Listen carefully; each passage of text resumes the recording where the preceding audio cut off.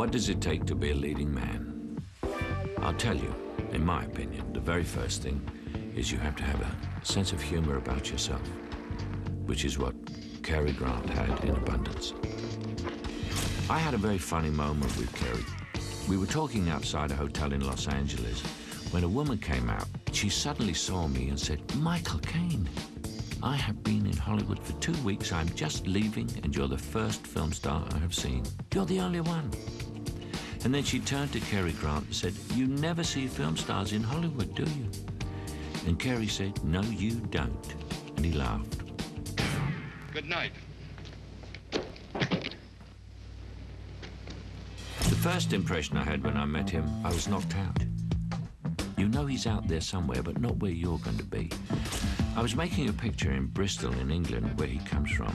This was very early in my career. I was walking down a hotel corridor and Cary was coming towards me. I actually said to him, "You're Cary Grant." And he said, "I know." When I told everybody that I had met Cary Grant, no one believed me. His image precedes him. Do you know what's wrong with you? No, what? Nothing. In his films, he's always trying to seduce the woman as though he were an ordinary man, nobody special.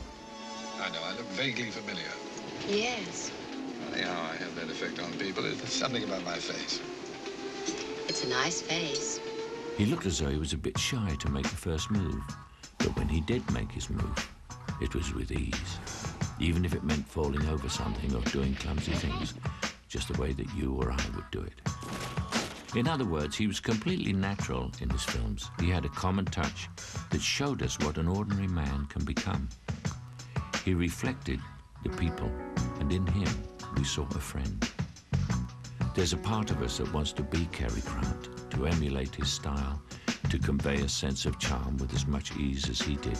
But there's an edge to his sophistication that none can duplicate.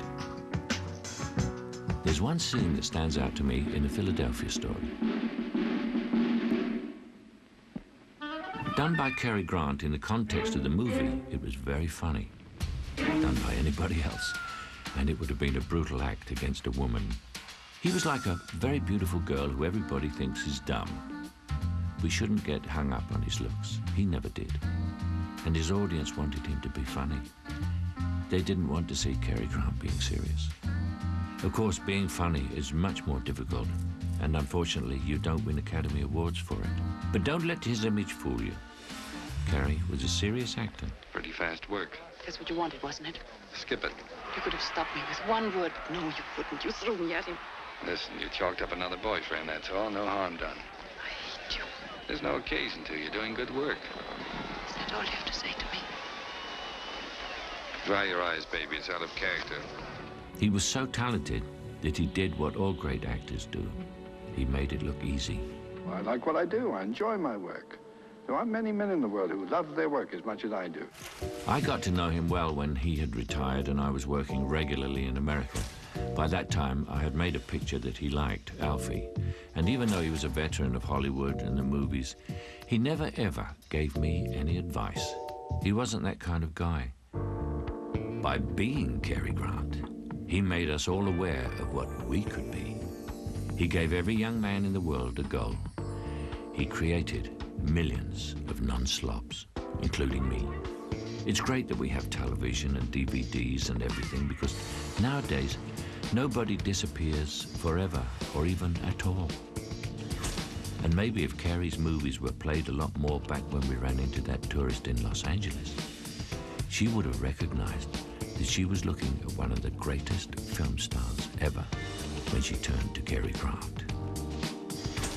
For Turner Classic Movies, I'm Michael Caine.